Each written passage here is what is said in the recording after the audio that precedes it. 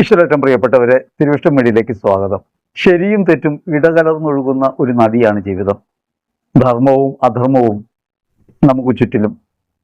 എവിടെയാണ് നിലയുറപ്പിക്കേണ്ടത്, ഏതാണ് ശരി, ഏതാണ് തെറ്റ്, കൃത്യമായി വിവേചിച്ചറിയാൻ നമുക്ക് കഴിയേണ്ടതുണ്ട്. അപ്രകാരം കഴിയുന്നില്ലെങ്കിൽ സ്വാഭാവികമായും ഏറെ സഞ്ചരിച്ച ശേഷമായിരിക്കും നാം തിരിച്ചറിയുക പോകുന്ന വഴി ശരിയല്ലെന്നും. വിശ്വാസിയാണെങ്കിലും അവിശ്വാസിയാണെങ്കിലും ജീവിതത്തിൽ നേരിടുന്ന ഒരു സന്നിഗ്ധാവസ്ഥയാണത്. ഒരു നാൽക്കവലയിൽ നിന്ന് ഏതു വഴിക്ക് തിരിയണം എന്ന ആലോചന ഹൃദയത്തെ സമ്മർദ്ദപ്പെടുത്തുന്നത് പോലെ. അവിടെയാണ് നമ്മെ നേരായ വഴിക്ക് നയിക്കേണ്ട മനസാക്ഷിയെക്കുറിച്ച് നാം ചിന്തിക്കേണ്ടത്. ഓരോരുത്തരും പ്രവർത്തിക്കുന്നത് മനസാക്ഷിക്കനുസരിച്ചാണ്. എന്താണ് മനസാക്ഷി എന്ന് വ്യക്തമായ ബോധ്യമോ അറിവോ ഒന്നുമില്ലെങ്കിലും സാധാരണ ഏതൊരു മനുഷ്യനും മനസാക്ഷിയുടെ വിധിത്തീർപ്പിനനുസരിച്ചാണ് ജീവിതത്തെ മുൻപോട്ട് നയിക്കുക. ആ മനസാക്ഷിയെ വ്യക്തമായി തിരിച്ചറിയുകയും മനസാക്ഷിയിൽ ഉണ്ടാകേണ്ട ബോധ്യത്തെക്കുറിച്ച് ഒരു ബോധം ഹൃദയത്തിൽ ഉറക്കുകയും ചെയ്യുമ്പോഴാണ് നമ്മുടെ ജീവിതയാത്ര സുഗമമാകുക, അത് ഉറപ്പുള്ളതായി തീരുക. സന്ദേഹാവസ്ഥയിലുള്ള ഒരു യാത്രയും സുരക്ഷിതമല്ല. മുൻപോട്ട് പോകണമോ പിൻപോട്ട് പോകണമോ എന്ന് ആലോചിക്കുന്ന ഒരാൾക്ക് മുൻപോട്ടുള്ള യാത്ര തടസ്സങ്ങൾ സൃഷ്ടിക്കും. അയാളിൽ തന്നെ കുഴങ്ങും. ഇപ്രകാരമുള്ള കുഴങ്ങലുകൾ വിശ്വാസിയെ സംബന്ധിച്ചും അവിശ്വാസിയെ സംബന്ധിച്ചുമുണ്ട്. ബെനഡിക്റ്റ് പാപ്പ ഒരു കഥ പറയുന്നുണ്ട് ഒരു പുസ്തകത്തിൽ. ഒരു നിരീശ്വരവാദിയും ഒരു റബ്ബിയും തമ്മിലുള്ള സംഭാഷണമാണ്. ഒരു യഹൂദ റബ്ബി അദ്ദേഹത്തെ കാണാൻ ഒരു നിരീശ്വരവാദി എത്തുന്നു. അയാൾ വന്ന പാടെ പറയുകയാണ്, ദൈവമില്ല. യഹൂദ റബ്ബി അതിന് മറുപടി ഒന്നും പറയുന്നില്ല. അദ്ദേഹം തന്റെ മുറിയിൽ ഉലാത്തുകയാണ്. വീണ്ടും വീണ്ടും നിരീശ്വരവാദി പറയുന്നുണ്ട്, ദൈവമില്ല. അത് കേൾക്കുമ്പോൾ ഒന്നും ഉത്തരം പറയാതെ എന്തോ പിറുപിറുത്തുകൊണ്ട് ഈ റബ്ബി അങ്ങുമിങ്ങും നടക്കുകയാണ്. കുറച്ചു കഴിഞ്ഞ് അദ്ദേഹത്തിന്റെ പിറുപിറുക്കൽ അല്പം ശബ്ദത്തിലായി. യഥാർത്ഥത്തിൽ ഉണ്ടോ ഇല്ലയോ, ഇതൊരു സംശയമായി റബ്ബി ഉയർത്തുമ്പോൾ പിന്നീട് അദ്ദേഹത്തോട് ദൈവമില്ല എന്ന് പറഞ്ഞ ഈ നിരീശ്വരവാദിയും സന്ദേഹത്തിലാവുന്നു. സാധാരണഗതിയിൽ ഈ സന്ദേഹാവസ്ഥയില്ലാത്ത ആരുമില്ല. വിശ്വാസത്തിലൂടെ ചരിക്കുന്നു എന്ന് കരുതുന്നവർ ഇടക്കാലം വെച്ച് ചിന്തിക്കും, യഥാർത്ഥത്തിൽ വിശ്വാസത്തിലാണോ, വിശ്വസിക്കുന്നതൊക്കെ ശരിയാണോ. അതേപോലെ തന്നെ നിരീശ്വരവാദിയും എപ്പോഴും ഈ സംശയത്തിൽപ്പെടും. യഥാർത്ഥത്തിൽ മനസാക്ഷി ഉറയ്ക്കുക എന്നത് പരമപ്രധാനമായ കാര്യമാണ്. മനസാക്ഷിയാണ് വിധിത്തീർപ്പ് നൽകേണ്ടത്. ഏതാണ് ധർമ്മം, ഏതാണ് അധർമ്മം, ഏതാണ് ശരി, ഏതാണ് തെറ്റ് എന്ന് വിവേചിച്ചറിഞ്ഞ് ജീവിതത്തിൽ പ്രയോഗിക്കാനാവുമ്പോഴാണ് നാം ചെയ്യുന്ന പ്രവൃത്തികൾക്ക് ദൃഢത ഉണ്ടാകുക. അപ്പോഴാണ് നാം ചെയ്യുന്ന പ്രവൃത്തികൾ ഉത്തരവാദിത്വപൂർണ്ണമായിട്ട് മാറുക. മനസാക്ഷിയാണ് ഇവിടെ ചർച്ചാ വിഷയം.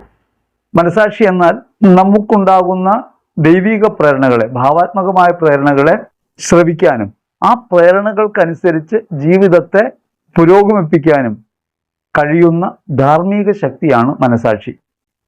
ശരിയായ വഴിയും തെറ്റായ വഴിയും ഏതെന്ന് വിവേചിച്ചറിയാൻ കെൽപ്പുണ്ടാക്കുന്നത് ഈ മനസാക്ഷിയാണ്. ഭാവാത്മകമായ പ്രേരണകളെ സ്വീകരിക്കാനും ആ പ്രേരണകൾക്കനുസരിച്ച് പ്രവർത്തിക്കാനും നമ്മെ ശക്തരാക്കുന്ന ധാർമ്മിക ശക്തിയാണ് മനസാക്ഷി. അപ്പോൾ ആ ധാർമ്മിക ശക്തി ഉറച്ചതല്ലെങ്കിൽ നിശ്ചയമായും വീഴ്ചയുണ്ടാവും. പ്രോവർ 14:5 മനസാക്ഷിയുടെ പ്രവർത്തനത്തെക്കുറിച്ച് പറയുന്നുണ്ട്. ഒരാൾ ഒരു ദിവസത്തെ വലുതായിട്ട് കാണുന്നു, വേറൊരാൾ വേറൊരു ദിവസത്തെ വലുതായിട്ട് മതിക്കുന്നു, വേറൊരാൾ എല്ലാ ദിവസത്തെയും ഒരുപോലെ മതിക്കുന്നു. ഓരോരുത്തരും താങ്കളുടെ മനസാക്ഷിക്കനുസരിച്ച് ഉത്തമ ബോധ്യത്തോടെ പ്രവർത്തിക്കട്ടെ. ഈ ഉത്തമ ബോധ്യമാണ് യഥാർത്ഥത്തിൽ മനസാക്ഷിയായി തിരിച്ചറിയേണ്ടത്. അവിടെയാണ് ഉറച്ച നിലനിൽപ്പുണ്ടാകുക. ആ നിലനിൽപ്പിൽ നിന്ന് മാത്രമേ മുൻപോട്ട് പ്രയാണം വ്യക്തതയുള്ളതാകൂ, ഗുണകരമായി തീരും. നാം നമ്മുടെ മനസാക്ഷിക്കനുസരിച്ച് പ്രവർത്തിക്കണമെന്ന് മാത്രമല്ല, അതേസമയം തന്നെ മറ്റുള്ളവരുടെ മനസാക്ഷിയെയും പരിഗണിക്കണം. നമ്മുടെ പ്രവൃത്തികൾ മറ്റുള്ളവരുടെ മനസാക്ഷിക്ക് ചഞ്ചലിപ്പുണ്ടാക്കുന്നതാണോ ഉതപ്പുണ്ടാക്കുന്നതാണോ എന്നും പരിശോധിക്കണം. 1 കൊരിന്ത്യർ ലേഖനത്തിൽ 10-ാം അധ്യായത്തിൽ 27 മുതൽ 29 വരെയുള്ള തിരുവചനങ്ങൾ മനസാക്ഷിയിൽ എങ്ങനെയാണ് പ്രവർത്തിക്കേണ്ടതെന്നതിനെ കുറിച്ച് സ്ലീഹ പഠിപ്പിക്കുന്നുണ്ട്. ഒരുവൻ നിന്നെ ഭക്ഷണത്തിന് ക്ഷണിക്കുന്നു, നീ അവിടെ പോകാൻ ആഗ്രഹിക്കുന്നു. അങ്ങനെയാണെങ്കിൽ അവിടെ വിളമ്പിത്തരുന്നതെന്തും മനഃചാഞ്ചല്യം കൂടാതെ ഭക്ഷിക്കണം. നാം നമ്മുടെ മനസാക്ഷിയിൽ ഉറച്ച ഒരു ബോധ്യത്തോടെയാണ് അങ്ങനെ ഒരു കാര്യത്തെ നേരിടുന്നതെങ്കിൽ നിശ്ചയമായിട്ടും നമ്മൾ ഒരു ഉറച്ച ബോധ്യത്തോടെ അത് സ്വീകരിക്കണം. നാം കഴിക്കുന്ന ഭക്ഷണം ശങ്കാവിഷത്തോടെ ആകരുത് എന്നാണ് ഇതിനർത്ഥം. ഇത് പറയുന്നത് കൊറിന്തിലെ ഒരു സംഭവത്തെ ബന്ധപ്പെടുത്തിയാണ്. കഴിഞ്ഞൊരു വീഡിയോയിൽ ഇതിനെക്കുറിച്ച് പ്രത്യേകമായി വിഗ്രഹാർപ്പിത ഭക്ഷണങ്ങളെക്കുറിച്ചുള്ള കാര്യത്തിൽ പറഞ്ഞിട്ടുണ്ട്. അവിടെ വിരുന്നുകൾക്ക് ക്ഷണിക്കുമായിരുന്നു. അവർ വിരുന്നുകൾക്ക് ക്ഷണിക്കുന്നത് ഏതെങ്കിലും ദേവതയുടെ ബഹുമാനാർത്ഥമാണ് വിരുന്നുകൾ സംഘടിപ്പിക്കപ്പെട്ടിരുന്നത്. കൊറിന്തിലുള്ള ജനങ്ങൾ ഇത്തരം വിഗ്രഹാരാധനയിൽ നിന്ന് വന്നവരാണ്. അവർ അങ്ങനെ പോവുകയാണെങ്കിൽ ഉറച്ച ബോധ്യത്തോടെ പോകണം. ഭൂമിയിൽ വിഗ്രഹമൊന്നുമില്ല എന്നൊരു ബോധ്യം, ഉറച്ച ബോധ്യമുള്ള ഒരാൾക്ക് അത്തരം ഒരു വിരുന്നിൽ പങ്കെടുക്കുന്നതിൽ വിരോധമില്ല എന്ന് ശ്ലീഹ പറയും. എന്നിട്ട് 28-ാം തിരുവചനത്തിൽ ശ്ലീഹ ഓർമ്മിപ്പിക്കും, അങ്ങനെ നീ വിരുന്നിന് പോകുമ്പോൾ ആരെങ്കിലും നിന്നോട് ഇത് വിഗ്രഹത്തിന് അർപ്പിച്ച വസ്തുവാണെന്ന് പറയുകയാണെങ്കിൽ ആ പറഞ്ഞ ആളെ കരുതിയും മനസാക്ഷിയെ കരുതിയും നീ അത് ഭക്ഷിക്കരുത്. ഇത് പറഞ്ഞത് നമ്മുടെ മനസാക്ഷിയെക്കുറിച്ചല്ല, ഈ ഭക്ഷിക്കാൻ പോകുന്നവരുടെ മനസാക്ഷിയെക്കുറിച്ചല്ല, വന്ന് പറഞ്ഞ ആളുടെ മനസാക്ഷിയെക്കുറിച്ചാണെന്ന് 29-ാം വചനത്തിൽ പറയുന്നുണ്ട്. മനസാക്ഷി അയാളുടേതാണ്, അയാൾക്ക് ചഞ്ചലിപ്പ് ഉണ്ടാക്കരുത്. നമ്മുടെ സ്വാതന്ത്ര്യം മറ്റൊരാളുടെ മനസാക്ഷി കൊണ്ട് വിധിക്കപ്പെടാൻ ഇടയാകരുത്. ഇപ്പോൾ നമ്മൾ അങ്ങനെ ഒരു വിരുന്നിന് പങ്കെടുക്കുന്നു, ഇത് ബലിയർപ്പിച്ച വസ്തുവാണെന്ന് പറയുമ്പോൾ, അല്ലെങ്കിൽ ഒരു നേർച്ച വസ്തുവാണെന്ന് പറയുമ്പോൾ ആ പറയുന്നയാൾ ഒരു ചഞ്ചലിപ്പിലാണ്.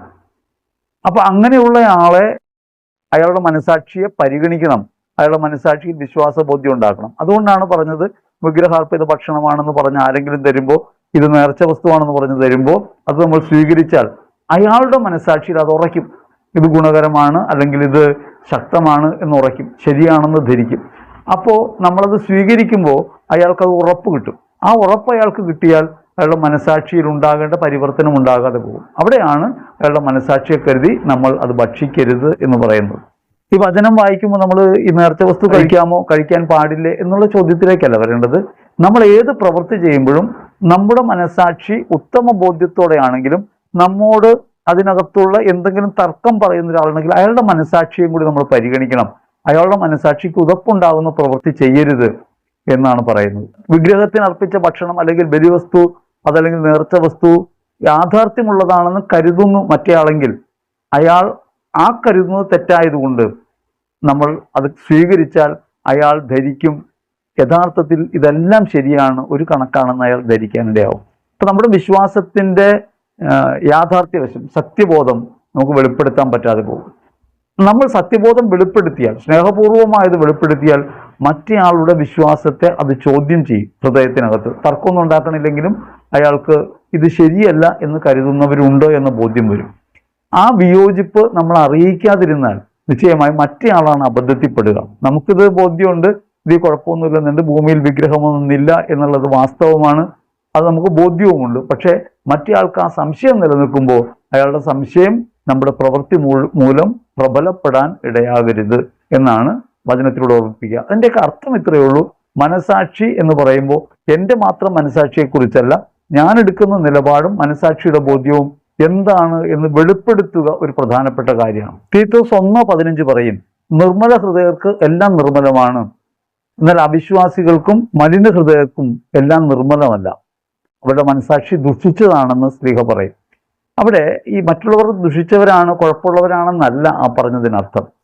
മലിന ഹൃദയം എന്ന് പറയുമ്പോൾ നമ്മൾ മോശപ്പെട്ട ഹൃദയമുള്ളവരെന്ന് ചിന്തിക്കേണ്ട, എല്ലാം കൂടിക്കലർന്ന ഒരു ബോധ്യത്തിൽ എത്തിച്ചേരാത്തവർ എന്നാണ് ധരിക്കേണ്ടത്.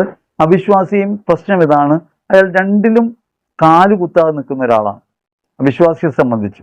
അങ്ങനെ അവിശ്വാസിയായ ഒരാൾക്കും മലിന ഹൃദയർക്കും മനസാക്ഷി ദുഷിച്ചതാവും എന്ന് പറയുമ്പോൾ മനസാക്ഷിയിൽ ഈ കലർപ്പ് സ്വഭാവം ഉണ്ടാവും.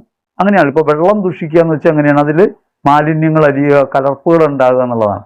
അങ്ങനെ കലർപ്പുള്ളതായി പോകും. അപ്പൊ അങ്ങനെയുള്ള മനസാക്ഷിയുള്ളവർക്ക് എല്ലാം നിർമ്മലമല്ല. ഒരു ബോധ്യത്തിൽ, വിശ്വാസ ബോധ്യത്തിൽ ദൈവിക പ്രേരണകളെ തിരിച്ചറിയുന്ന ഒരാളെ സംബന്ധിച്ച് അയാളുടെ എല്ലാ ബോധ്യങ്ങൾക്കും ഒരു അടിസ്ഥാന ഭാവം ഉണ്ടാവും. യേശുക്രിസ്തുവിൽ വിശ്വസിക്കുന്നു, യേശുവാണ് പരമയാഥാർത്ഥ്യം, യേശുവാണ് വചനം എന്ന് ബോധ്യമുള്ള ഒരാളെ സംബന്ധിച്ച് അയാളുടെ ജീവിതത്തിന്റെ എല്ലാ നിലപാടുകളും, അയാളുടെ ജീവിതത്തിലെ എല്ലാ പ്രവൃത്തികളും നയിക്കപ്പെടുന്നത് ഈ ബോധ്യത്തിലാണ്. മനസാക്ഷിയുള്ള ബോധ്യങ്ങളാണ് നമ്മെ നയിക്കുക. ഇപ്പൊ വിശ്വാസം സാധാരണഗതി പറയും, വിശ്വാസം കേൾവിയിൽ നിന്നും, കേൾവി ക്രിസ്തുവിനെ കുറിച്ചുള്ള പ്രഘോഷണത്തിൽ നിന്നുമാണ്. റോമർ ലേഖനം 10:17. ആ വചനം കേൾക്കുമ്പോൾ നമ്മുടെ മനസാക്ഷിക്കകത്ത് അത് ബോധ്യമായി മാറുന്നെങ്കിൽ മാത്രമേ നമ്മുടെ പ്രവൃത്തികൾ ക്രിസ്തുവിലുള്ളതായി തീരൂ. അതല്ലെങ്കിൽ എന്ത് സംഭവിക്കും? നമ്മൾ ഈ കേട്ട വചനവും ലോകത്തിന്റെ വചനവും കൂടിക്കലർന്ന ഒരു സങ്കരത്തിലായിരിക്കും നാം പ്രവർത്തിക്കുക. അപ്പൊ അതുകൊണ്ട് വ്യക്തമായിരിക്കില്ല നമ്മുടെ ജീവിത പ്രയാണം എന്നാണ് വചനം ഓർമ്മിപ്പിക്കുന്നത്. നമ്മുടെ മനസ്സിൽ സാധാരണ രീതിയിൽ പലതരം ചിന്തകളുണ്ടാവും. ഏതാണ് ശരി, ഏതാണ് തെറ്റെന്ന് വ്യവച്ഛേദിക്കാതെ തന്നെ നമ്മുടെ മനസ്സ് ചഞ്ചലപ്പെട്ടുകൊണ്ടിരിക്കും. മനസ്സിന്റെ പ്രവൃത്തിയല്ല ഇവിടെ ഉദ്ദേശിക്കുന്നത്, മനസാക്ഷിയാണ്. മനസാക്ഷിയിലാണ് ബോധ്യങ്ങളുള്ളത്. ധാർമ്മിക മനസാക്ഷി എന്ന് പറയുന്നത് എങ്ങനെയാണ് രൂപപ്പെടുന്നത് എന്ന് പറയാം. ദൈവിക പ്രേരണകൾക്ക് ചെവി കൊടുക്കാനും ആ പ്രേരണകൾക്കനുസൃതമായി പ്രവർത്തിക്കാനും നമ്മെ ശക്തരാക്കുന്ന ധാർമ്മിക ശക്തിയാണ് മനസാക്ഷി. നമ്മളെല്ലാവരിലും മനസാക്ഷിയുണ്ട്. മനസാക്ഷി വിശ്വാസിക്കും അവിശ്വാസിക്കുമുണ്ട്. എല്ലാവരും മനസാക്ഷിയിൽ ഉത്തമ ബോധ്യത്തോടെ പ്രവർത്തിക്കണം, മനസാക്ഷിക്ക് അനുസരിച്ച് പ്രവർത്തിക്കണം. അപ്പോൾ ഈ മനസാക്ഷി മനസ്സല്ലെന്നറിയുക. ഇനി എവിടെയാണ് മനസാക്ഷി രൂപപ്പെടുന്നത്? മനസാക്ഷി രൂപപ്പെടുന്നത് അതൊരു ധാർമ്മിക ബോധമായിട്ട് അകത്തുള്ള ആന്തരിക ശക്തിയാണ്. അത് പ്രകടമാകുന്നത് പല സമയത്ത് പലതുപോലെയാണ്. ഇപ്പോൾ കുട്ടികളായിരിക്കുമ്പോൾ നമ്മുടെ ധാർമ്മിക മനസാക്ഷി മാതാപിതാക്കളുടെ ധാർമ്മിക മനസാക്ഷിക്ക് അനുസരിച്ചായിരിക്കും. ധാർമ്മിക ബോധം രൂപപ്പെടുന്നത്, അവബോധം രൂപപ്പെടുന്നത് അങ്ങനെയായിരിക്കും. അതുകൊണ്ട് ആ സമയത്ത് മാതാപിതാക്കളുടെ ശരിതെറ്റുകളാണ് കുട്ടിയെ സംബന്ധിച്ച് ശരിയും തെറ്റുമായിട്ട് കണക്കാക്കപ്പെടുക. അവിടെയാണ് മനസാക്ഷിയുടെ ആദ്യ ഭാഗം. അത് സ്വന്തം മനസാക്ഷിയല്ല, അത് മറ്റുള്ളവരുടെ മനസാക്ഷി നമ്മെ ഭരിക്കുന്ന അവസ്ഥയാണ്. അത് നമുക്കുണ്ടാകുന്ന എല്ലാ അവബോധങ്ങളും ആദ്യകാലത്ത് ഈ കുട്ടികളുടെ ഭാവത്തിൽ മാതാപിതാക്കളുടെ മനസാക്ഷിയായിരിക്കും. കുറെ കഴിഞ്ഞ് ആ മനസാക്ഷി ലോക മനസാക്ഷിയുമായി എതിരിടാൻ തുടങ്ങും. ഇപ്പോൾ സ്കൂളിൽ പോകുന്നു, വിദ്യാഭ്യാസം ചെയ്യുന്നു. ആ സമയത്ത് നാം പുതിയ കാര്യങ്ങൾ അറിയുകയും പുതിയ മനുഷ്യരെ കാണുകയും അറിവുള്ളവരെയൊക്കെ അംഗീകരിക്കുകയും ചെയ്യും. ഇപ്പോൾ ഗുരുനാഥൻ എന്ന് പറഞ്ഞാൽ സാധാരണഗതിയിൽ നമുക്ക് ബഹുമാന്യനായ ഒരാളാണ്, അറിവുള്ള ആളാണ് നമ്മൾ ധരിക്കും. അപ്പം അതുകൊണ്ട് ഈ ഗുരുനാഥൻ്റെ മനസാക്ഷി ഒരു പ്രധാനപ്പെട്ട ഘടകമായിട്ട് വരും. നമ്മൾ ആലോചിച്ച് നോക്കണം. നമ്മൾ ശരിതെറ്റുകളെയൊക്കെ അറിയുമ്പോൾ നമ്മൾ മുൻപ് പരിചയിച്ച പലതും തെറ്റാണെന്നും ശരിയായത് ഇതാണെന്നും നമ്മൾ ധരിക്കാൻ തുടങ്ങും. അപ്പോൾ നമ്മുടെ മനസാക്ഷിയെ അത് ഭരിക്കാൻ തുടങ്ങും. അപ്പോൾ നമ്മുടെ മനസാക്ഷിയിൽ അവബോധത്തിൽ വ്യത്യാസം ഉണ്ടാകും. ആദ്യമുണ്ടായ ബോധത്തിൽ നിന്ന് മാറും. അവിടെ ലോക മനസാക്ഷിയുമായി രമ്യപ്പെടാനുള്ളൊരു സ്വഭാവം കുട്ടികളുണ്ടാവും. വിജ്ഞാനം നമുക്ക് നൽകുന്ന അറിവുകൾക്കനുസരിച്ചുള്ള ബോധ്യങ്ങളിലുള്ള മാറ്റം മനസാക്ഷിയിൽ വ്യത്യാസങ്ങൾ വരുത്തും. ഇനി നമ്മൾ കൂട്ടുകാരുമായിട്ട് ഇടപഴകുന്നു, ഒരു സമൂഹത്തിൽ ജീവിക്കാൻ തുടങ്ങുന്നു, സ്കൂളിൽ ജീവിക്കാൻ തുടങ്ങുന്നു. ക്രമേണ ഈ അധ്യാപകരോടുള്ള ബന്ധത്തെക്കാൾ കൂടുതൽ കുട്ടികളുമായുള്ള ബന്ധത്തിൽ, സഹപാഠികളുമായ ബന്ധത്തിൽ നിന്ന് ഒരു മനസാക്ഷി രൂപപ്പെടും. ഗ്രൂപ്പ് കോൺഷ്യൻസ് എന്ന് പറയും. എല്ലാവരുടെയും മനസാക്ഷി ഏകീകൃതമായ മനസാക്ഷിയായിട്ട് അവിടെ നമുക്ക് കാണാം. അധ്യാപകന്റെ മനസാക്ഷി നമ്മെ ഭരിക്കുന്നതിൽ നിന്ന് കുറച്ചുകൂടി വളർച്ച എത്തുമ്പോൾ അത് ഗ്രൂപ്പ് കോൺഷ്യൻസിലേക്ക് പോകും. സംഘബോധമുള്ള ഒരു മനസാക്ഷി രൂപപ്പെടും. ഈ സംഘബോധമുള്ള മനസാക്ഷി പിന്നീട് വ്യക്തിപരമായ ഒരു മനസാക്ഷിയായിട്ട് രൂപപ്പെടുന്നത് ഒരു 15 വയസ്സൊക്കെ മുതലാണ്. വ്യക്തിപരമായി മനസാക്ഷിയിൽ ധർമാധർമ്മങ്ങളെക്കുറിച്ചുള്ള ഒരു ബോധ്യം, ശരിതെറ്റുകളെക്കുറിച്ചുള്ള ഒരു ബോധ്യം രൂപപ്പെടും.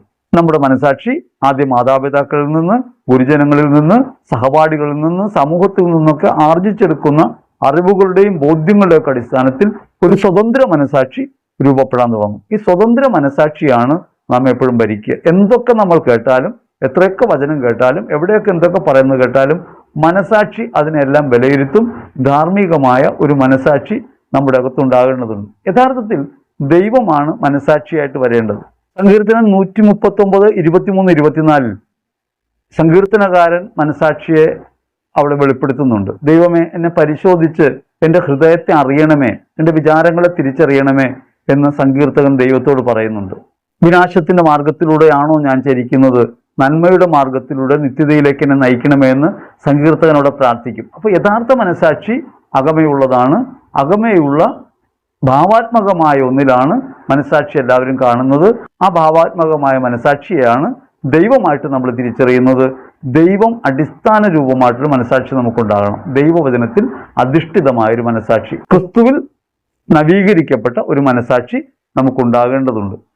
വാസ്തവത്തിൽ ശരിയും തെറ്റും തമ്മിലുള്ള ഈ തർക്കവിതർക്കങ്ങൾക്കകത്ത് നീതിപൂർവകമായ ഒരു നിലപാടെടുക്കാൻ നമ്മെ ശക്തരാക്കുന്നത് ക്രിസ്തുവിലുള്ള മനസാക്ഷിയാണ്. അവൻ എങ്ങനെ കണ്ടു, എങ്ങനെ കേട്ടു, എങ്ങനെ പ്രവർത്തിച്ചു, എങ്ങനെ സമർപ്പിച്ചു, എന്താണ് ക്രിസ്തു എന്ന് ഹൃദയത്തിൽ ബോധ്യമുണ്ടാകുമ്പോൾ നമ്മുടെ മനസാക്ഷിയുടെ അളവുകോൽ ദൈവം തന്നെയായിട്ട് മാറും.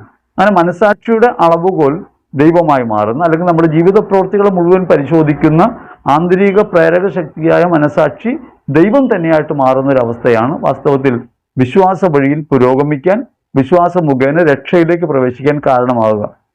എഫേസ്യർ 2:8 പഠിപ്പിക്കും. വിശ്വാസം വഴി കൃപയാലാണ് നിങ്ങൾ രക്ഷിക്കപ്പെടുന്നത്. മനസാക്ഷിയിലാണ് വിശ്വാസവും അവിശ്വാസവും രൂപപ്പെടുന്നത്. അന്ധവിശ്വാസവും രൂപപ്പെടുന്നത് മനസാക്ഷിയിൽ തന്നെയാണ്. മനസാക്ഷിയിൽ വിശ്വാസ ബോധ്യങ്ങൾ ഉറയ്ക്കാതെ വരുമ്പോഴാണ് അവിശ്വാസികളായും അന്ധവിശ്വാസികളായിട്ടും ഒക്കെ നമ്മൾ മാറുന്നത്. അതുകൊണ്ട് മനസാക്ഷിയെ നിർബലമാണോ എന്ന് പരിശോധിക്കണം. യഥാർത്ഥ മനസാക്ഷിയിലേക്ക്, ധാർമ്മിക മനസാക്ഷിയിലേക്ക് നമുക്ക് വരാൻ കഴിയണം. ധാർമ്മിക മനസാക്ഷിയെക്കുറിച്ച് ചിന്തിക്കുന്നതിന് മുമ്പ് മനസാക്ഷിയുടെ 6 തരങ്ങളെക്കുറിച്ച് നമുക്കൊന്ന് പരിശോധിക്കാം. പ്രധാനമായും നാം ഇന്ന് പരിശോധിക്കുന്നത് മനസാക്ഷിയിലുള്ള ഈ 6 തരങ്ങളെയാണ്. ദൈവമാണ് മനസാക്ഷിയുടെ കേന്ദ്രസ്ഥാനത്ത് നിൽക്കേണ്ടത്. മനസാക്ഷി 6 തരത്തിലാണ് സ്വാഭാവികമായിട്ട് കാണുക. ഒന്ന് നിർമ്മല മനസാക്ഷിയാണ്. നിർമ്മല മനസാക്ഷി അഥവാ ടെൻഡർ കോൺഷ്യൻസ് അഥവാ ദൃഢ മനസാക്ഷി.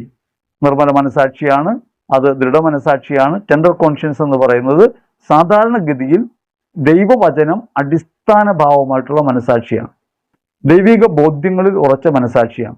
ഈ ദൈവിക ബോധ്യങ്ങളിൽ ഉറച്ച മനസാക്ഷി ഇല്ലെങ്കിൽ വാസ്തവത്തിൽ വിശ്വാസത്തിന്റെ വഴിയിൽ മുൻപോട്ട് ചരിക്കുമ്പോൾ നമുക്ക് വ്യതിചലനങ്ങൾ ഉണ്ടാവും. പലപ്പോഴും ആളുകൾ സഭ വിട്ടു പോകുന്നു, അല്ലെങ്കിൽ അവരുടെ ജീവിത ചര്യകളിൽ അവർ മാറ്റം വരുത്തുന്നു, വിശ്വാസ വഴി നടന്നു പോകുന്നു എന്നൊക്കെ പറയുമ്പോൾ ദൈവവചനം മനസാക്ഷിയെ സ്വീകരിക്കുന്നതിനകത്ത് വരുന്ന പാളിച്ചകളാകാം അതിന് കാരണമായിട്ട് മാറുക.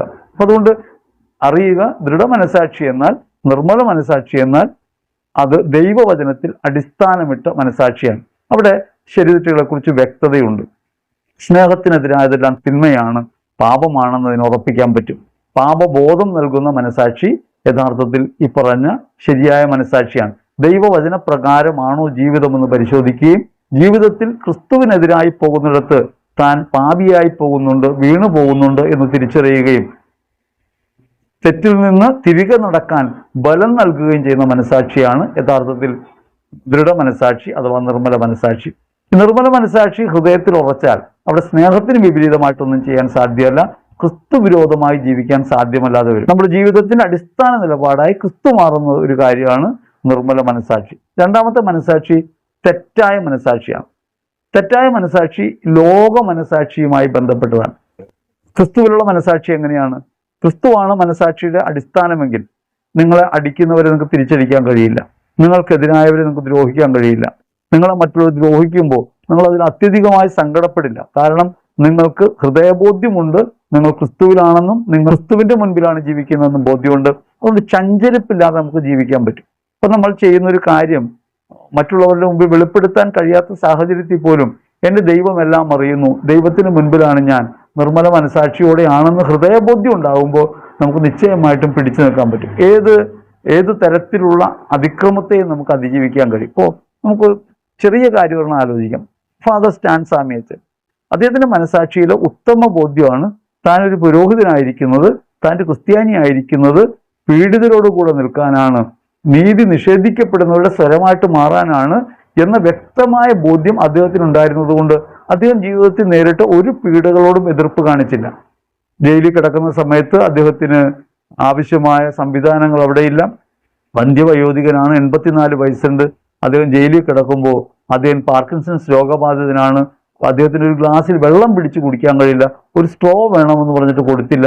പക്ഷെ ഇത്തരമൊരു സാഹചര്യത്തിൽ അദ്ദേഹം പരാതിപ്പെടുകയോ വിഷമിക്കുകയോ ഒന്നുമല്ല ചെയ്തത്.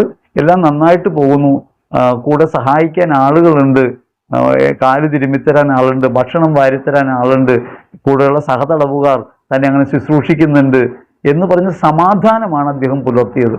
മരണത്തെ നേരിട്ട സമയത്തും അദ്ദേഹം എതിർപ്പിന്റെ മനോഭാവത്തിലേക്ക് പോകുന്നില്ല.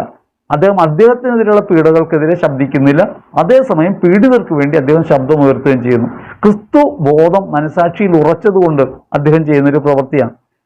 സിസ്റ്റർ റാണി മരിയ ഉദയനഗറിൽ നിന്ന് ഇൻഡോറിലേക്ക് പോവുകയാണ്. ഉദയനഗറിൽ നിന്ന് ഇൻഡോറിലേക്ക് വിന്ധ്യാപർവ്വതത്തിന് മുകളിലൂടെയുള്ള പാതയിലൂടെ യാത്ര പോവുകയാണ്. ആ സമയത്ത് നിർബന്ധപൂർവം പൂജ അർപ്പിച്ചൊരു ഭക്ഷണം കഴിക്കാനായിട്ട്, തേങ്ങാക്കൊത്ത് കഴിക്കാനായിട്ട് അവർ നിർബന്ധിക്കുന്നു. പക്ഷെ അവരത് വിശ്വാസത്തിന്റെ പേരിൽ സ്വീകരിക്കുന്നില്ല. എത്ര എതിർപ്പുണ്ടായിട്ട് അവർ സ്വീകരിക്കുന്നില്ല. ഇത് അപകടകരമാണെന്നറിയാം. അവർ കത്തിവെച്ച് കുത്തുന്നുണ്ട്. കുത്തിക്കൊണ്ടിരിക്കുമ്പോഴൊക്കെ അവർ അതിനെതിരെ പ്രതികരിക്കുന്നില്ല. ഒടുവിൽ തന്നെ കൊല്ലുകയാണ് ലക്ഷ്യമെന്ന് അറിയുമ്പോൾ ബസ്സിൽ നിന്ന് ഇറങ്ങി ഓടുന്നു. അവരെ വിന്ധ്യാപർവ്വതത്തിന് മുകളിൽ വെച്ച് കൊല്ലുന്നു. പക്ഷെ മരണനേരത്തും തൻ്റെ വിശ്വാസ ബോധ്യത്തിൽ നിന്നും പിന്മാറാൻ കഴിയാത്തത് ഒരു ദൃഢ മനസാക്ഷി ഉള്ളത് കൊണ്ടാണ്. ക്രിസ്തുവിൽ താൻ അനുഗ്രഹിക്കപ്പെടുകയാണെന്ന്, അല്ലെങ്കിൽ യേശുക്രിസ്തുവിലാണ് തൻ്റെ ജീവിതമെന്ന് പൂർണ്ണ ബോധ്യം ഉണ്ടാകുന്നത് കൊണ്ടാണ് അതിനോട് ഒരു മടുപ്പില്ലാതെ അവർക്ക് ആ ആക്രമണത്തെ സ്വീകരിക്കുന്നവരായിട്ട് മാറാനായിട്ട് റാണി മരിക്ക് കഴിയുന്നത്. രക്തസാക്ഷിത്വത്തിലേക്ക് അവരെ നയിക്കുന്നത് അതാണ്. നമുക്കറിയാം നിരവധി രക്തസാക്ഷികൾ രക്തം ചിന്തിയത് ഭയമില്ലാതെയാണ്. വിശുദ്ധ ലോറൻസിനെ ആർച്ച് ഡീക്കനായിരുന്നു ലോറൻസിനെ റോമ പ്രീഫെക്ട് സഭയുടെ സ്വത്ത് മുഴുവനും ഏൽപ്പിക്കാൻ പറയുന്നു. സമാവർത്തനം നടക്കുന്ന സമയമാണ്. പ്രീഫെക്റ്റിന്റെ മുമ്പിലേക്ക് ദൈവജനത്തെയും കൂട്ടിയാണ് ലോറൻസ് പോകുന്നത്. സമ്പത്തായി ഉണ്ടായിരുന്ന വിളക്കുകാലുകളും തിരിക്കാലുകളും എല്ലാം വിറ്റിട്ട് അതെല്ലാം അവർക്ക് വിഭജിച്ചു കൊടുത്തിട്ട് അവരെയും കൂട്ടി പോകുന്നു. എന്നിട്ട് സമ്പാദ്യം എവിടെ നിന്ന് ഇരിക്കുമ്പോൾ ഇവരാണ് സഭയുടെ സമ്പാദ്യം എന്ന് പറഞ്ഞ് ദൈവജനത്തെ കാട്ടിക്കൊടുക്കുന്നു. അത് കാണുമ്പോൾ റോമ പ്രീഫെക്റ്റിന് വലിയ ആക്ഷേപമായിട്ട് തോന്നുകയാണ്, തന്നെ ധിക്കരിക്കുന്നതായിട്ട് തോന്നുകയാണ്. അതുകൊണ്ട് പഴുത്ത ഇരുമ്പ് പലകയുടെ മുകളിൽ കിടത്താൻ പറയാണ്. അങ്ങനെ പറയുന്ന സമയത്ത് മുട്ടുകുത്തി ദൈവത്തിന് നന്ദി പറഞ്ഞിട്ട് അദ്ദേഹം ഈ പലകയിൽ കയറി കിടക്കുന്നു. ഒരു പുറം കരിയുമ്പോൾ അവിടെ കിടന്ന് വിളിച്ചു പറയുന്നു, എൻ്റെ ഒരു പുറം കരിഞ്ഞു, മറുപുറം കൂടി കരിക്കണമേ. ഇങ്ങനെ പറയാനുള്ള ആ പീഡയെ അതിജീവിക്കാനുള്ള ശക്തി ഈ മനസാക്ഷിയിലുള്ള ഉത്തമ ബോധ്യം കൊണ്ട് നേടുന്നൊരു കാര്യമാണ്. ഇനി കൊച്ചുറേസ്യ ജീവിത സഹനങ്ങളെ സ്വീകരിച്ചതായാലും അൽഫോൻസാമ ജീവിത സഹനങ്ങളിൽ പരാതിപ്പെടാതെ സന്തോഷത്തോടെ സ്വീകരിച്ചതിൻ്റെയൊക്കെ പുറകിലുള്ളത് മനസാക്ഷിയിലുള്ള ഉറച്ച ബോധ്യമാണ്. അപ്പൊ നമ്മുടെ മനസാക്ഷിക്കകത്ത് വിശ്വാസബോധ്യം ഉറപ്പുള്ളതാകുമ്പോൾ അവരതിനു വേണ്ടി മരിക്കുക എന്നത്, മറ്റുള്ളവർക്ക് ഭക്ഷണമായി മാറുക എന്നുള്ളത്, തന്നെ ദ്രോഹിക്കുന്നവരോട് ക്ഷമിക്കുക എന്നുള്ളത്, ജീവിതത്തിലെ സഹനങ്ങളോട് പരാതിപ്പെടാതിരിക്കുക എന്നുള്ളതൊക്കെ ജീവിതത്തിന്റെ അടിസ്ഥാന നിലപാടായിട്ട് മാറും. ദൈവിക മനസാക്ഷിയാണ്, നിർമ്മല മനസാക്ഷിയാണ്. രണ്ടാമത്തെ മനസാക്ഷി ലോകത്തിന്റെ മനസാക്ഷിയാണ്. ലോകത്തിന്റെ മനസാക്ഷി എങ്ങനെയാണ്? എങ്ങനെയും കാശുണ്ടാക്കുക, അതാണ് കാര്യം. എങ്ങനെയും വിജയം നേടുക, അതാണ് കാര്യം. നമ്മളെ വിശ്വാസികൾ തന്നെ പലപ്പോഴും ശുപാർശകൾ വേണമെന്നൊക്കെ ആഗ്രഹിക്കുന്നവരാണ്. മക്കൾക്ക് അഡ്മിഷൻ കിട്ടാൻ വേണ്ടി, ജോലി കിട്ടാൻ വേണ്ടിയൊക്കെ ശുപാർശകളുടെ പുറകെ നടക്കുന്നവരാണ്. ഈ ശുപാർശകളുടെ പുറകെ നടക്കുന്ന സമയത്ത് യഥാർത്ഥത്തിൽ അതിനകത്തൊരു അധാർമികമായ കാര്യമുള്ള നമ്മൾ തിരിച്ചറിയുന്നില്ല. ലോകമനസാക്ഷി പറയുന്നത് എങ്ങനെയും നേടുക എന്നുള്ളതിനെ കുറിച്ച് മാത്രമേ പറയുന്നുള്ളൂ. അതുകൊണ്ട് സമ്പത്തുള്ളവനാണ് വലിയവനെന്നാണ് ലോകമനസാക്ഷി. ആ ലോകമനസാക്ഷിക്കൊത്ത് പ്രവർത്തിക്കാനായിട്ട് തീരുമാനിക്കുമ്പോൾ മറ്റുള്ളവർ അതിൽ ഇരകളായി മാറുന്നുണ്ടോ, അവരൻ താഴ്ത്തപ്പെടുന്നുണ്ടോ, മറ്റുള്ളവരെ നാം ദ്രോഹിക്കുന്നുണ്ടോ എന്ന കാര്യം ചിന്തിക്കാനായിട്ട് ഈ മനസാക്ഷിയുള്ളവർക്ക് കഴിയില്ല. സ്വാഭാവികമായിട്ടും അവർ ചിന്തിക്കും, ഇതൊന്നും പറഞ്ഞിട്ട് കാര്യമില്ല, പണത്തിന് മീതെ പലതും പറക്കില്ല. ഇത് മനസാക്ഷിയിൽ ഒരു ബോധ്യമായിട്ടുണ്ടെന്നിരിക്കട്ടെ. യഥാർത്ഥ സമ്പത്ത് സ്വർഗത്തിലാണ് വേണ്ടത്, തുരുമ്പും കീടങ്ങളും നശിപ്പിക്കുകയില്ല എന്ന ദൈവവചനത്തിന് പകരം സമ്പത്താണ് പരമപ്രധാനം, പണത്തിന് മീതെ പരുന്തും പറക്കില്ല എന്ന് മനസാക്ഷിയിൽ ഉത്തമ ബോധ്യമുള്ള ഒരാൾ നിശ്ചയമായിട്ടും ഏത് മാർഗേണയും സമ്പത്തുണ്ടാക്കുന്നതിൽ മടിയില്ലാത്ത ആളായിരിക്കും. തെറ്റായ മനസാക്ഷിയാണ് ലോകത്തിന്റെ മനസാക്ഷി. ഇപ്പൊ വിദ്യാധനം സർവ്വധനാൽ പ്രധാനം. ഒരു ധനവും പ്രധാനമല്ല, വിദ്യയും പ്രധാനമല്ല. പ്രധാനം എന്ന് പറയുന്നത് സ്നേഹമാണെന്നും ദൈവമാണെന്നും ഹൃദയത്തിൽ തിരിച്ചറിഞ്ഞ ഒരാളെ സംബന്ധിച്ച് അയാളുടെ ജീവിതത്തിൽ അസ്വസ്ഥതകൾ ഉണ്ടാകില്ല. പക്ഷെ വിജ്ഞാനമാണ് പ്രധാനമെന്ന് കരുതുന്നവർ വിജ്ഞാനാഭാസങ്ങളിൽ കുടുങ്ങാനിടയുണ്ട്, അറിവിൽ കുടുങ്ങാനിടയുണ്ട്. അപ്പൊ അതുകൊണ്ട് നമ്മൾ മനസ്സിലാക്കേണ്ടത്, ലോകത്തിന്റെ വചനങ്ങൾ നമ്മെ ഭരിക്കാൻ തുടങ്ങുമ്പോൾ തെറ്റായ മനസാക്ഷിയിലാണ് നമ്മൾ ജീവിക്കുക. അങ്ങനെ തെറ്റായ മനസാക്ഷിയിലാണോ നമ്മൾ ജീവിക്കുന്നത്? എന്നെ എതിർത്താൽ ഞാനും എതിർക്കും, എനിക്കൊന്ന് തന്നാൽ ഞാൻ രണ്ട് കൊടുക്കും എന്ന് പറയുന്നതൊക്കെ ലോകമനസാക്ഷിയുമായി ബന്ധപ്പെട്ട കാര്യങ്ങളാണ്. ലോകമനസാക്ഷിയാണ് ഭരിക്കുന്നതെങ്കിൽ നമ്മുടെ ജീവിതം ധാർമ്മികമാകില്ല. ഇത് തെറ്റായ മനസാക്ഷിയാണ്. ഇനി മൂന്നാമതുള്ളത് പാപകരമായ മനസാക്ഷിയാണ്. പാപകരമായ മനസാക്ഷി എങ്ങനെയാണ്? തെറ്റും പാപവും തമ്മിലുള്ള വ്യത്യാസവും മനസ്സിലാക്കാൻ ഇത് ഉപകരിക്കും. തെറ്റെന്ന് പറഞ്ഞാൽ ലോകക്രമത്തിലായിത്തീരുന്ന പ്രവൃത്തിയാണ് തെറ്റ്. ലോകക്രമത്തിൽ സമ്പത്തുണ്ടാക്കുന്നത് തെറ്റല്ല. ദൈവവചനം അനുസരിച്ചാണെങ്കിൽ ഉള്ളത് പങ്കുവെക്കണം. അത് തമ്മിലുള്ള വ്യതിയാനമാണ്. ഇനി എനിക്കുള്ളത് മറ്റുള്ളവർക്ക് കൊടുക്കാൻ ഞാൻ ബാധ്യസ്ഥനാണ് എന്ന് ദൈവവചനം കൊണ്ട് ഞാൻ തിരിച്ചറിയുന്നു. ഈശോ പറയാണ്, ആരെങ്കിലും എന്നെ അനുഗമിക്കാൻ ആഗ്രഹിക്കുന്നുവെങ്കിൽ അവൻ തന്നെ തന്നെ പരിത്യജിച്ച് തൻ്റെ കുരിശുമെടുത്ത് എൻ്റെ പിന്നാലെ വരട്ടെ, നിനക്കുള്ളത് വിറ്റ് ദരിദ്രർക്ക് കൊടുക്കുക. ഈ വചനമൊക്കെ ഹൃദയത്തിനകത്ത് ആഴത്തിൽ പേരുഭാഗ്യം എന്ന് പറയുന്നു. എപ്പോൾ ചോദിച്ചാലും, ഉറക്കത്തിൽ ചോദിച്ചാലും പറയാവുന്ന തരത്തിൽ അറിയാം. പക്ഷെ അതേസമയം ഞാൻ എനിക്കുള്ളത് പങ്കുവെക്കില്ല. ഞാൻ മറ്റുള്ളവരെ എങ്ങനെയും എനിക്ക് വേണ്ടി ഉപയോഗിക്കാൻ തീരുമാനിക്കും. ഈ ഒരു മനോഭാവത്തിൽ ഞാൻ മുമ്പോട്ട് പോകുന്നു. സമ്പത്താണ് പരമപ്രധാനം എന്ന് കരുതി മുമ്പോട്ട് പോകുന്നു. വചനം അറിയാം, നിന്റെ നിക്ഷേപം ഇവിടെ അല്ല വേണ്ട, സ്വർഗത്തിലാണെന്ന്. പക്ഷെ ഇവിടെ നിക്ഷേപം ഞാൻ ഉണ്ടാക്കും, ഇതാണ് പ്രധാനമെന്ന് പ്രവർത്തിക്കുന്നു.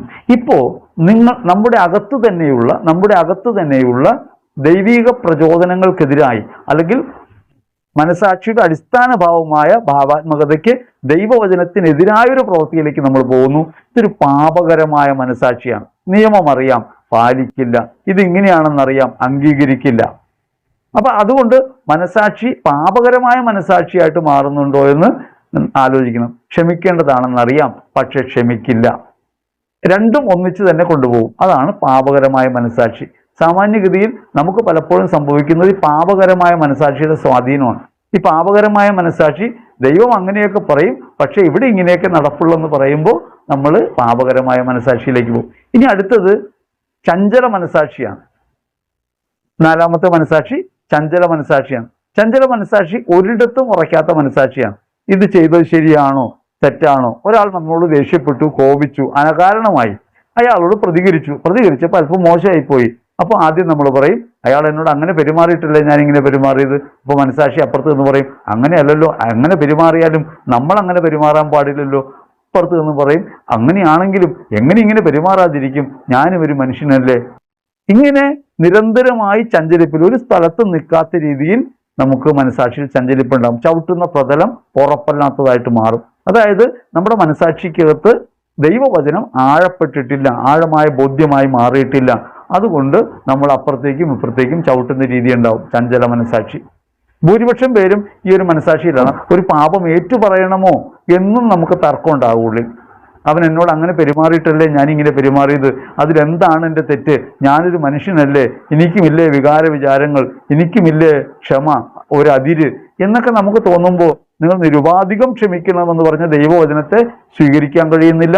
അതേസമയം തന്നെ ഇനി നിരുപാധികം ക്ഷമിക്കേണ്ടതാണെന്ന് ബോധ്യമകത്തുണ്ട്.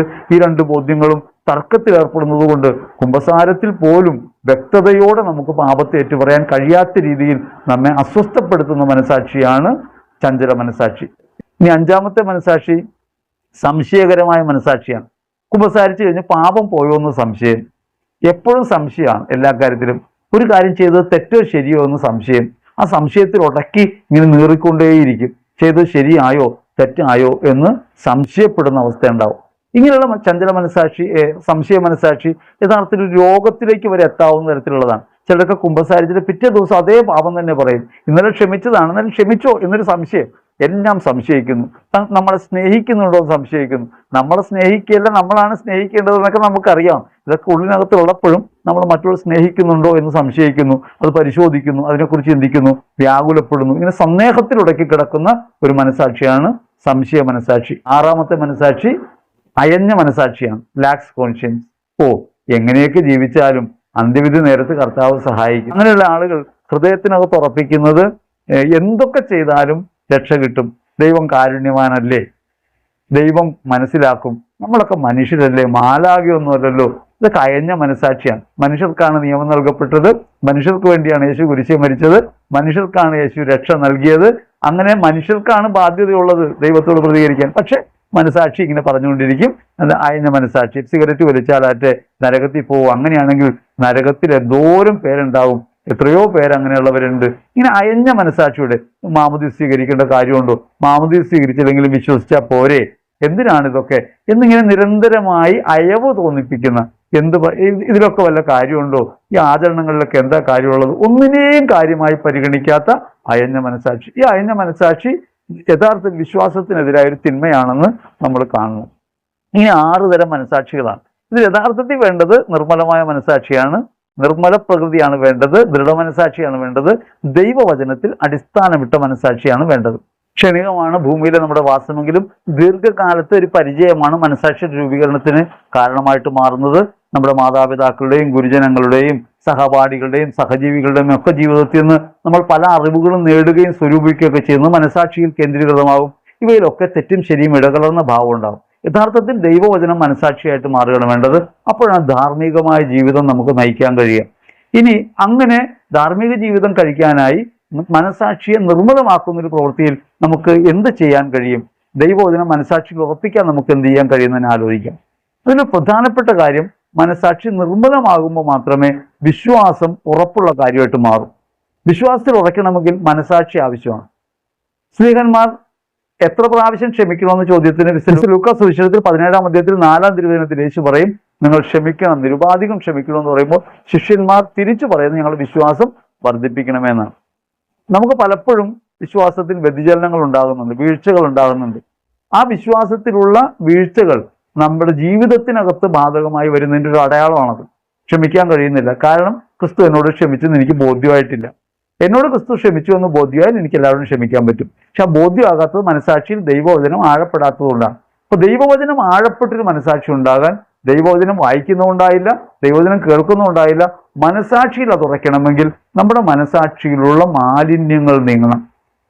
നമ്മുടെ മനസാക്ഷിയിൽ നിരവധിയായ മാലിന്യങ്ങൾ സാമൂഹ്യ വിചാരങ്ങളിൽ നിന്ന്, ബന്ധങ്ങളിൽ നിന്ന്, അറിവുകളിൽ നിന്നൊക്കെ കടന്നു വരുന്നുണ്ട്.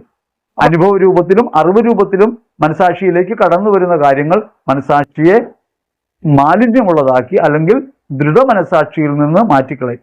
അപ്പൊ അവിടെയാണ് എങ്ങനെയാണ് മനസാക്ഷി നിർമ്മലമാക്കുക? നമ്മുടെ മനസാക്ഷി നിർമ്മലമാക്കാനുള്ള ഒരു ഒറ്റമൂലിയാണ് പറയാനുള്ളത്. അത് വളരെ പ്രധാനപ്പെട്ടതാണ്, പരിശുദ്ധാത്മാവിന്റെ പ്രവൃത്തിയാണത്. പക്ഷെ നമുക്കതിലൊരു പങ്കുണ്ട്. നാം ചെയ്യേണ്ടത്, നാം പ്രാർത്ഥിക്കണം. നിങ്ങൾ വചനം കേൾക്കുന്നു, നിരവധി പ്രഘോഷങ്ങൾ കേൾക്കുന്നു, യൂട്യൂബിൽ തന്നെ പല കാര്യങ്ങൾ കേൾക്കുന്നു. മനസാക്ഷി നിർമ്മലമാണെങ്കിൽ മാത്രമേ വിശ്വാസത്തിൽ നിന്ന് വ്യതിചലിക്കാതെ ശരി തെറ്റുകളെ തിരിച്ചറിയാൻ പറ്റും, നന്മ തിന്മകളെ തിരിച്ചറിയാൻ പറ്റും, നമ്മുടെ പ്രവൃത്തികളെ തന്നെ അങ്ങനെ പരിശോധിക്കാൻ പറ്റും. അപ്പൊ അവിടെയാണ് ഹെബ്രായർ 9:14 നമ്മുടെ മുമ്പിലുള്ളത്. ഹെബ്രായർ 9:14 പറയാണ്, നിത്യാത്മാവ് മൂലം കളങ്കമില്ലാതെ തന്നെ തന്നെ ദൈവത്തിന് സമർപ്പിച്ച യേശുക്രിസ്തുവിന്റെ രക്തം ജീവിക്കുന്ന ദൈവത്തെ ശുശ്രൂഷിക്കാൻ നമ്മുടെ അന്തഃകരണങ്ങളെ എത്ര അധികമായി വിശുദ്ധീകരിക്കുകയില്ല. ഈ വചനം ഓർക്കണം. എങ്കിൽ നിത്യാത്മാവ് മൂലം കളങ്കമില്ലാതെ തന്നെ തന്നെ ദൈവത്തിന് സമർപ്പിച്ച യേശുക്രിസ്തുവിന്റെ രക്തം ജീവിക്കുന്ന ദൈവത്തെ ശുശ്രൂഷിക്കാൻ നമ്മുടെ അന്തഃകരണങ്ങളെ അതിന്റെ നിർജീവ പ്രവൃത്തിയിൽ നിന്ന് എത്ര അധികമായി വിശദീകരിക്കുകയില്ല. യേശുവിന്റെ രക്തം ഇനി പുറമേ നിന്ന് വരാനില്ല. നമ്മുടെ അകത്ത് യേശുവിന്റെ രക്തമുണ്ട്. ആ തളിക്കപ്പെട്ട രക്തത്താൽ വിളിക്കപ്പെട്ടവരാണ് നമ്മൾ. ആ ക്രിസ്തുവിൽ നവീകൃതരായവരാണ് നമ്മൾ. നമ്മുടെ മനസ്സിനെ അവിടെ നിന്ന് വിശദീകരിച്ചിട്ടുണ്ട്. നമ്മുടെ മനസാക്ഷിയെ നിർമ്മലമാക്കണമേ എന്ന് ബോധപൂർവകമായി നാം പ്രാർത്ഥിക്കുമ്പോൾ വിശ്വാസത്തിലുള്ള വ്യതിചലനങ്ങളിൽ നമുക്ക് മോചനം കിട്ടും. തെറ്റുകൾ കേൾക്കുമ്പോൾ തിരിച്ചറിയാൻ പറ്റും. അബദ്ധബോധ്യങ്ങളും അബദ്ധ പഠനങ്ങളും നീക്കിക്കളയാൻ പറ്റും. ഉറച്ച വിശ്വാസത്തിൽ സഭാത്മകമായ കൂട്ടായ്മയിൽ നമുക്ക് വളരാൻ പറ്റും. അപ്പൊ സംശയം ഉണ്ടാകില്ല. അപ്പൊ സംശയം നീങ്ങാനായിട്ട്, വിശ്വാസത്തിൽ ഉറപ്പില്ലായ്മ മാറാനായിട്ട് ഹെബ്രായർ 9:14 ഓർക്കുക. ആ ഒരു വചനം മാത്രമാണ് കാര്യം എന്ന് പറയാൻ വേണ്ടിയല്ല, അതിനകത്ത് വ്യക്തമായിട്ട് പറയുന്നത് കൊണ്ട് ആ വചനം ഓർത്ത് നിങ്ങൾക്ക് പ്രാർത്ഥിക്കാം. എങ്കിൽ നിത്യാത്മാവ് മൂലം കളങ്കമില്ലാതെ തന്നെ തന്നെ ദൈവത്തിന് സമർപ്പിച്ച യേശുക്രിസ്തുവിന്റെ രക്തം, അവൻ കളങ്കമില്ലാതാണ് അർപ്പിച്ചത്. ആ രക്തം ജീവിക്കുന്ന ദൈവത്തെ ശുശ്രൂഷിക്കാൻ, ജീവിക്കുന്ന ദൈവം എന്ന് പറയുമ്പോൾ യേശുവിനെ ഓർക്കാം, സഹജീവികളെ ഓർക്കാം, മറ്റുള്ളവരൊക്കെ ദൈവമാണെന്ന് കരുതാം. ജീവിക്കുന്ന ദൈവത്തെ ശുശ്രൂഷിക്കാൻ നമ്മുടെ അന്തഃകരണങ്ങളെ അതിൻ്റെ നിർജീവ പ്രവൃത്തിയിൽ നിന്ന് എത്ര അധികമായി വിശുദ്ധീകരിക്കുകയില്ല.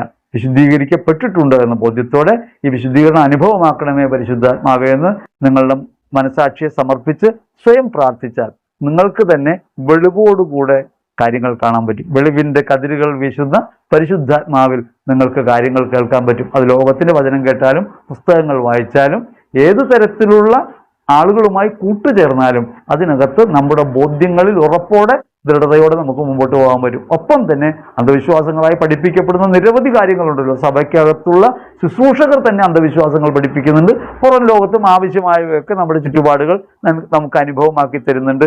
ഈ രണ്ട് തരത്തിലുള്ള വീഴ്ചകൾ ഉണ്ടാകാവുന്ന, കുറവുകൾ ഉണ്ടാകാവുന്ന എല്ലാത്തരം ബോധ്യങ്ങളിൽ നിന്നും നമുക്ക് വിമോചനം നൽകാൻ പരിശുദ്ധാത്മാവിന് സാധിക്കും. അതുകൊണ്ട് മനസാക്ഷിയെ സമർപ്പിച്ച് പ്രാർത്ഥിക്കുക.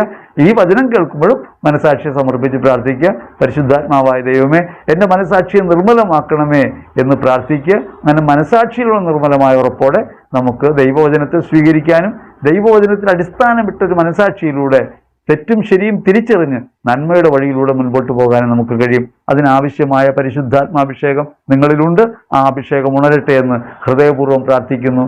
ദൈവം നിങ്ങൾ അനുഗ്രഹിക്കട്ടെ. ആമേൻ.